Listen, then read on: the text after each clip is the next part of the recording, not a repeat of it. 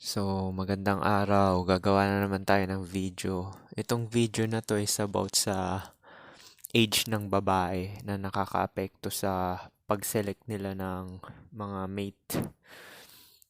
Or suitable partner na pinipili nila. Since limitado lang yung biological clock ng babae or your fertility nila, hanggang 35 lang, di ba?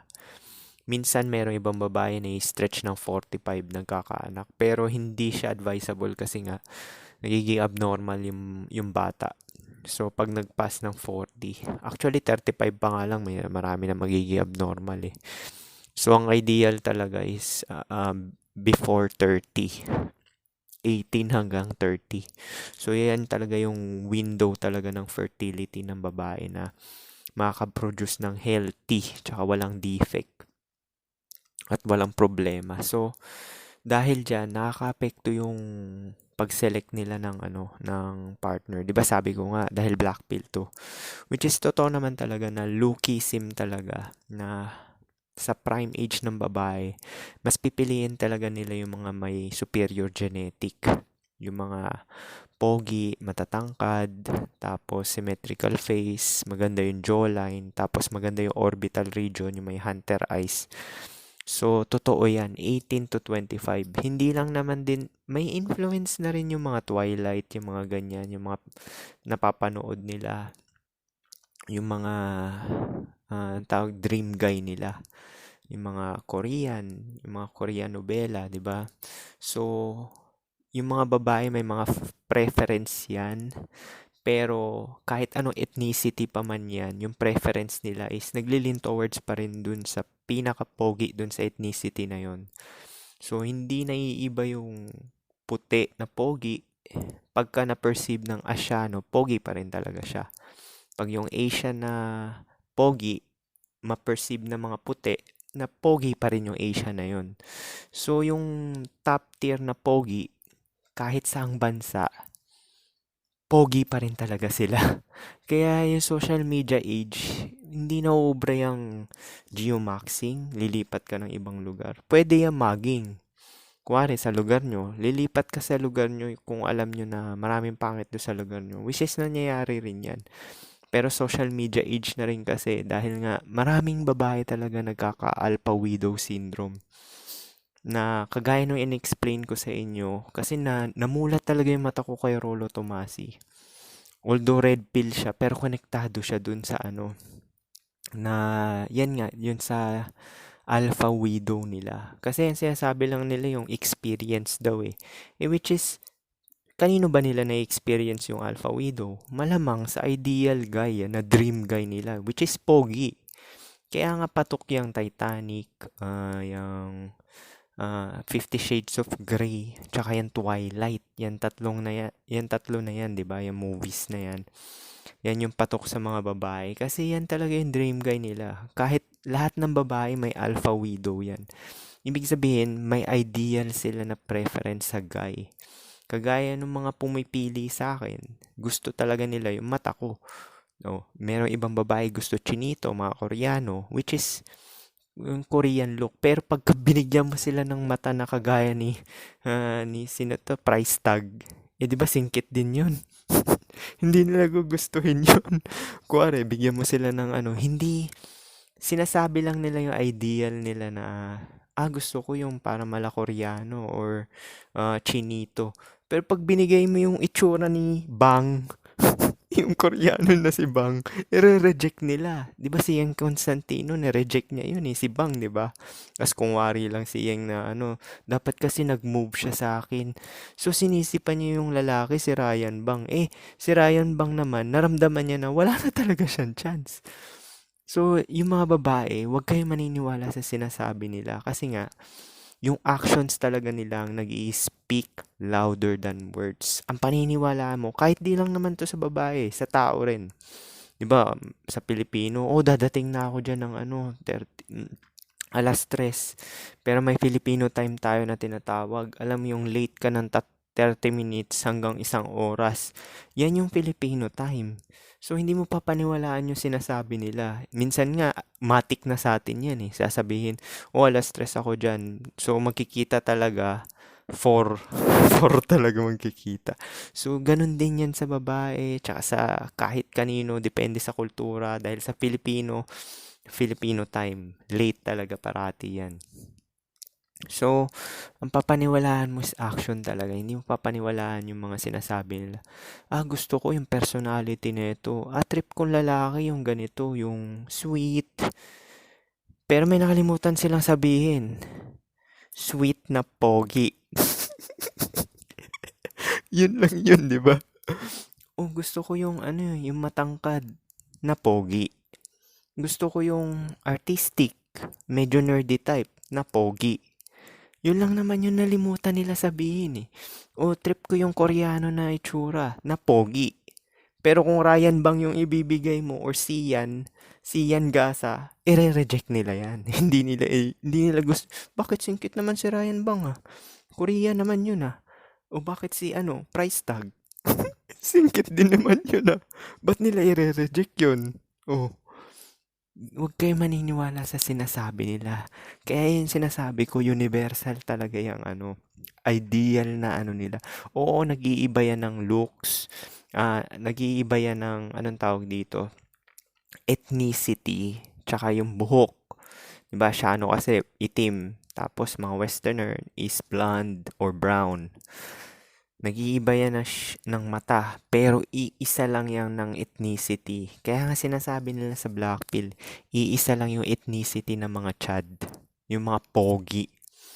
Iisa lang na kahit saan ka pa magpunta dahil SOCMED na, tapos ito padagdag. Nag-aaral na sila, tapos may cellphone na lahat ng babae. Sabihin mo yan, yung mga kaya yung mga nagko-cope dito na, tangina, hindi naman basehan yung looks eh. Kailangan mayaman ka, pera-pera ang labanan. Nako, inanay ko nga, hindi niya pinili yung doktor, yung tatay ko na regular wage earner ang pinili. Kaysa doon sa doktor. Dahil nga, nagpapatotoo talaga yun na genetic talaga ang basehan ng pagpili ng babae. Genetic determinism yan. Now, dito natin ipapasok yung age na yan. Dahil nga sa ovulation, di ba? Sinabi ko na yan, natutunan ko rin to kay Rolo Tomasi, kaya sinishare ko sa inyo.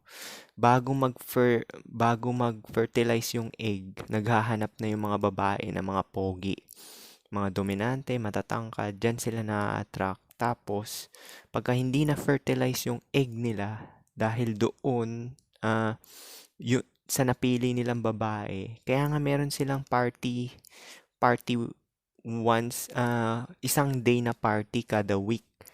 Alam mo yung mga party goer na babae, uso yan dati nung panahon ko eh. Every Friday or Saturday yata, pumupunta sila sa bar yung babae. Tapos, alam din ng mga lalaki yan kasi nga, dyan yung yan yung pinaka-core ng one night stand sa bar talaga. Parang iinom kayo, tapos sabay Ngayon kasi patay na yung bar eh, dahil SOCMED na, Instagram na ngayon eh. Shoot na talaga yung pogi. Doon, maghahanap ka pa eh, yung sasayaw-sayaw, ganyan, which is waste of time tsaka money. Ngayon kasi sa SOCMED, wala na yan. Patay na yung bar na yan, di na uso yan.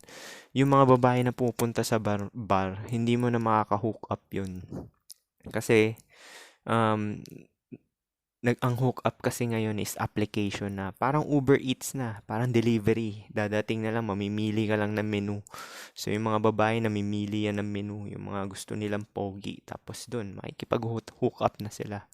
Wala nang bar-bar. Hindi na yan. Pupunta na lang sila dun sa place ng lalaki. Or magmi-meet sila sa mall.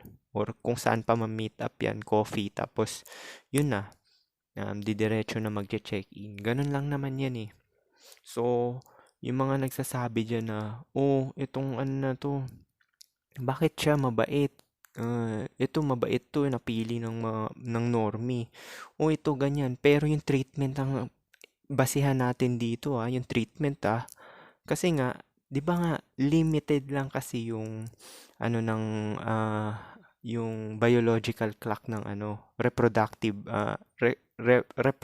timeline ng babae, limited lang, hanggang 30 lang. Yun yung ideal before 30. Kasi nga, after ng 30 is, di ba may study, by age 30, 90% na ng egg cells ng babae namamatay na. Patay na talaga, hindi namamatay, patay na talaga. 10% na lang ang running, ibig sabihin ang active. 10% from 30 to 45. 10% na lang active. So, slim na yung chance na ng mga babae na magkaanak pagka 30 na. Hindi to ano hindi to yung shaming tactics or ano, biology to sinasabi natin. Kahit anong kain mo pa dyan ng healthy, maganda pa yung katawan mo, tapos sexy ka pa rin. Pero yung reproduction, biology to. Study to study to. Hindi to porket sexy ka or maganda ka na babae, 30 ka, na panatili mo yung looks mo. Ang basihan dito yung reproductive age eh. Yun talaga yung basihan eh. Kaya kahit anong ano talaga, hindi talaga attractive yung 30 pataas na babae. Hindi talaga. Hindi. Kahit pa sabihin mong beta box ka eh, or pangit ka eh. Lalo na yung mga pangit, yung mga pangit na lalaki, mga incel sa black pill. Alam na alam nila yan, yung mga ano, beta box. Pinili lang ako niyan kasi 30 na siya. Pinili na ako niyan kasi 28 na siya. Which is totoo naman talaga.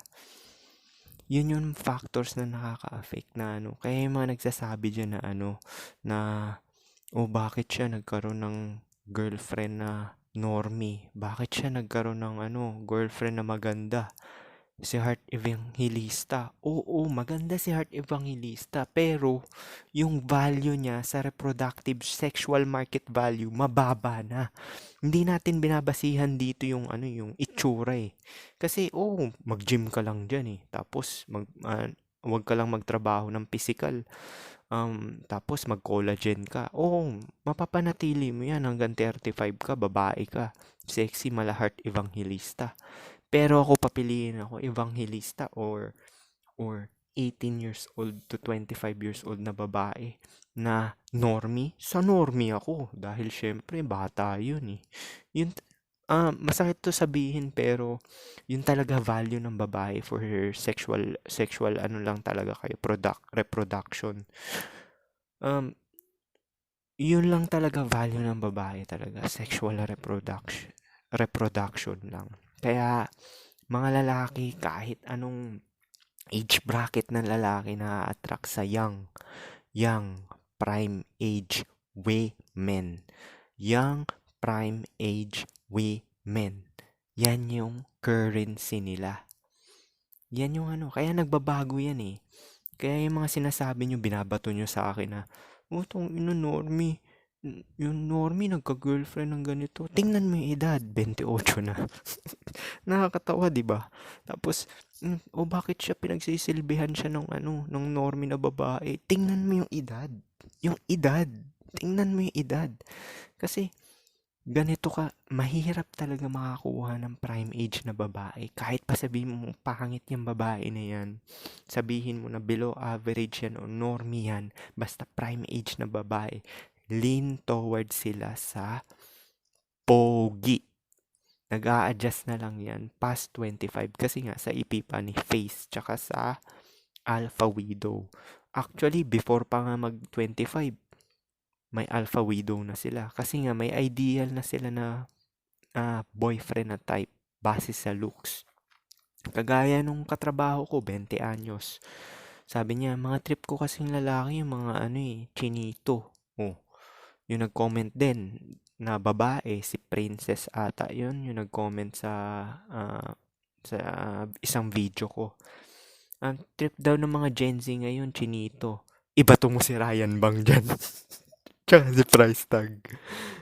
Sama mo na si Koy Koy. Sama mo na si Koy Koy. Medyo chinito rin yun eh. Tingnan natin kung matripan nila yan.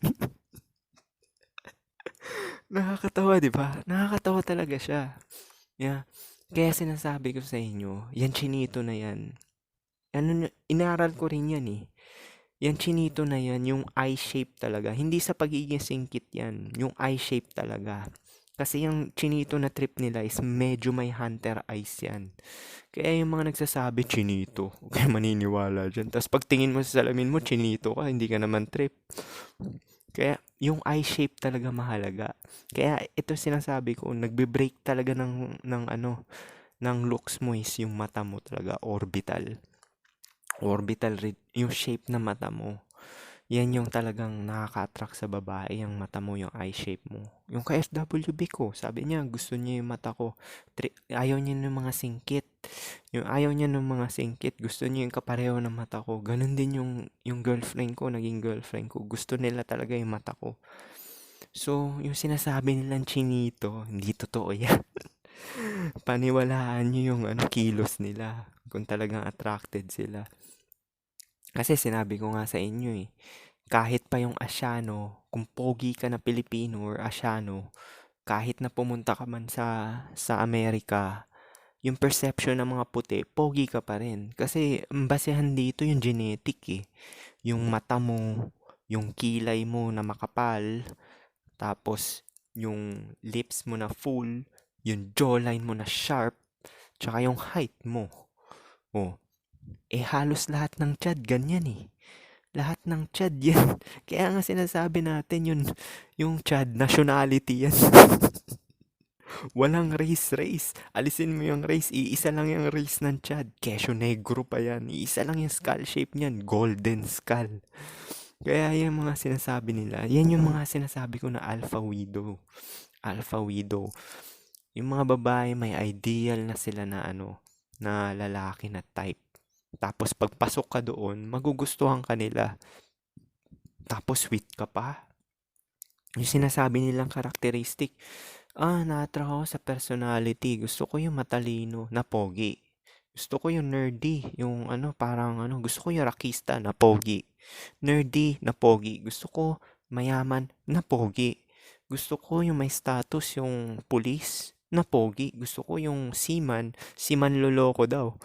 Lahat naman ng seaman umaasa sa tangina magsisiman ako kasi gusto to ng mga babae. Tangina magpupulis ako kasi gusto to ng babae. Pero pagka hindi naisip ng lalaki na pulis na pogi, doktor na pogi, seaman na pogi, janitor na pogi. Meron naman babae nagda-downplay. Sasabihin, bakit siya na-attract ako? Janitor lang naman siya. Na pogi. Yun lang naman yun Tapos meron pa magsasabi na iba dyan. Bakit siya na-attract siya sa Ito, isa-sample ko dito kay Andy Eigenman. First boyfriend niya, Jake Ejercito at 24 years old. Nagkaanak siya agad. Mabilisan. R selection kasi si Jake Ejercito. Lahat na nagiging girlfriend niya, inanakan na niya 'Di ba? Lahat ng girlfriend niya, inanakan na niya. Jake Ejercito yun Estrada yun So, tingnan mo ng mukha nun. Maputi, full lips, chinito na hunter eyes. Hindi to yung chinito na Ryan Bang, ha? Kasi isipin ng mga chinito dito na Pilipino. Tangina, chinito naman yung gusto ng Bakit di ako magustuhan? Chinito naman ako. Hindi yun. Shape talaga, hunter eyes. Tapos, yung jawline. Tapos, bakit si Andy Eigenman nagpapakasim sa asawa niya na na surfer lang. Tapos, namili na anong tawag dito? Pinili na mamuhay ng payak. Mamuhay daw ng payak. Tapos, tingnan mo yung edad nung na-meet niya yung lalaki. 28. Napaka-coincident naman yun, di ba? Na namimili ka ng payak. Dahil Epiphany Face. Pero yung pinili niya, normie.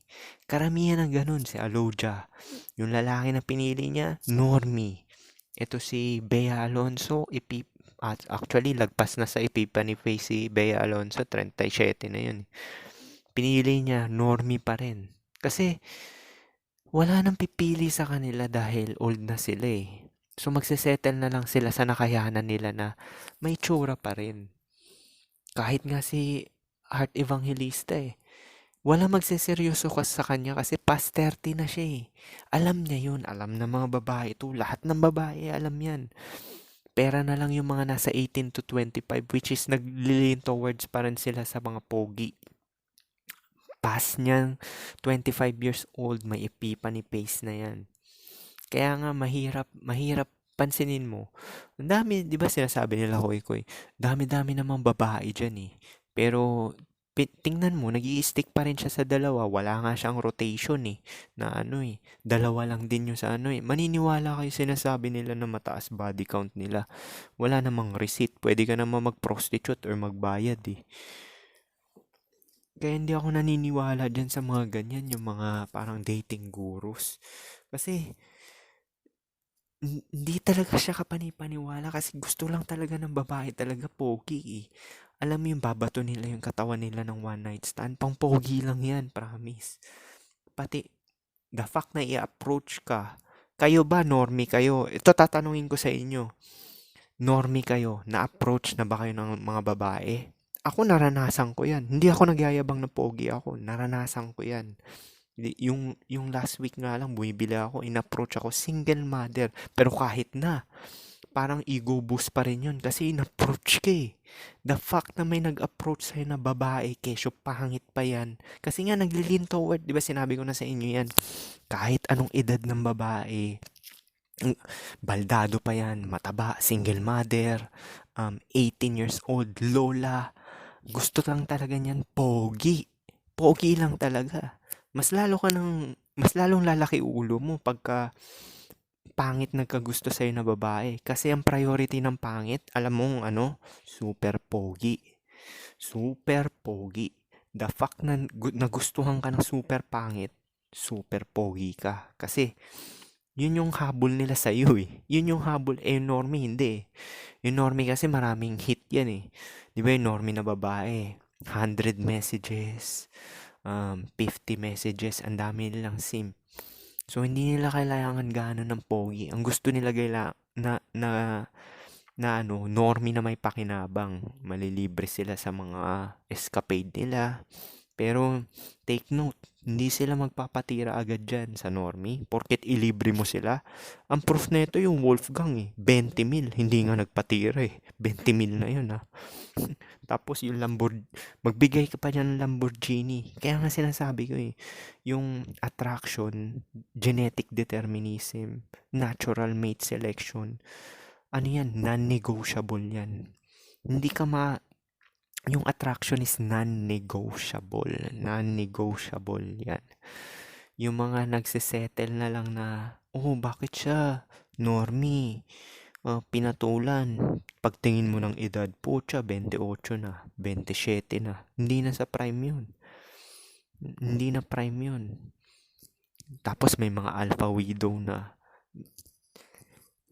Diba nabanggit ko nga rin sa inyo yan. Kahit na single pa yung babae, kahit 31, meron nga akong ano eh, nakachat 37. Sabi ko, tangina magiging madali ito. Kasi 37 na. Tapos virgin yun, nurse din yun eh. Kasi nakaka-chat ko yung pinsan niya. Tapos pinakita ko yung picture ko. Tangina, ayaw niya pa rin ako.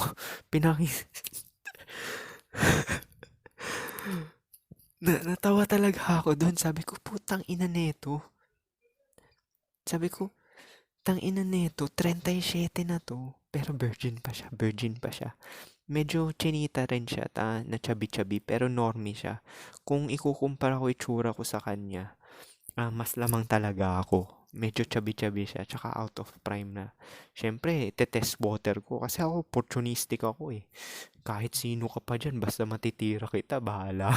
Bahala ka dyan. Kasi alam ko, hindi naman ako makakabuntis eh. So, tinesting ko yun, 37. Pucha, ayaw pa rin talaga ako. Kaya sinasabi ko sa inyo yung mga babae na yan, lalo na yung past sa prime na, lalo na yung mga nakapag-aral, tapos may business, maraming pera, super taas ng standard niyan. Yung mga 18 to 25 na babae, ang standard lang yan, pogi. Pagka lumagpas dyan sa may epiphany phase, which is nagko-compete na sila sa mas bata. Di ba yung epiphany phase, 28 na yan hanggang pataas. Nagko-compete sila sa bata. So, hindi na realistic sa kanila yung maka-attract ng pogi. So, kahit anong gusto nilang pagpapasexy, pagpapaganda, hindi na sila ma-attracted sa pogi. I-hit na lang sila. Which is, ayaw nilang gawin yon dahil tumataas body count nila, nabababoy sila. So, ang mangyayari sa kanila is magsisettle sa may pakinabang na beta box cock na normie pa rin or high tier normie. Pero, matrabaho yon. Unang date, hindi ka rin bibigyan ng SEX. Kasi nga, hindi naman siya talaga genuinely attracted sa'yo eh. Nagsettle lang siya eh. Pero ngayon nga, dahil sa study ng Morgan Stanley, willing na sila mag-share sa pogi. Kahit na yung yung mga normie, ayaw na rin nila yan. Kasi minimum, bukod sa normie looks, minimum wage earner pa, wala talaga sila mapapala. Kasi, biruin mo, kapantay mo lang yung kapwa mo. Ang hypergamy kasi ng babae, hindi pantay yan. Laging lamang. Laging lamang yan. So, kung normie kayong pareho, tapos pareho kayo ng kinikita, hindi sila magsisettle. Pera na lang talaga kung silbidor ka pa, may madadagdag ka pa. Which is, yun. Mga katrabaho ko na parehong nurses, nagkatuluyan. Pareho, kaso yung lalaki silbidor, hatid sundo, tagaluto, entertainer pa, sumasayaw-sayaw sa TikTok, putang ina. Binabae, di ba? So, yun yung sinasabi ko sa inyo. Kaya mahalaga talaga yung edad ng babae. Yung sample niyan, Alodia, Bea Alonso, Isa Calzado, yung De La Cruz, Angelica Panganiban, tapos Angelica De La Cruz. Basta yung mga yan. Ano napansin nyo? Angel Locsin, pumatol sa maliit pa sa kanya na tanginam, below pa sa looks ni Ryan Bang, tapos kalbo. 'Di ba? Wala na kasing competition eh. Hindi na sila makakakompete sa batang babae. Ang mga pogi, na trip ng babae, lahat ng babae, dahil pogi nga trip lahat ng babae, di ba? Mas pipiliin ang young, young, prime age women. So, paano? Yung mga nagsasabi dyan na, mayroon pa rin isolated cases na ganyan. Pero ang edad, tanungin mo, tingnan mo yung edad. Kaya mahalaga yan, yung ovulatory period na yan, yung edad na yan. Kasi yan yung fertility window nila eh.